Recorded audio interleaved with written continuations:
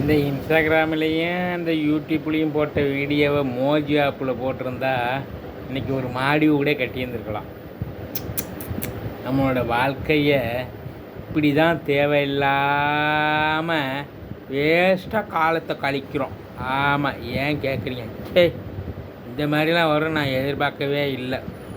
இந்த மோஜி ஆப்பில் பாரு, வியூவர்ஸு சப்ரேசர் ரொம்ப கம்மி தான், 712 பேர் தான்.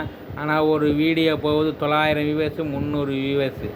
ஆனால் இந்த யூடியூப்பில் 1000 பேர், ஆனால் வீடியோ போகுது பாரு 10, 5, 4, 3ன்னு.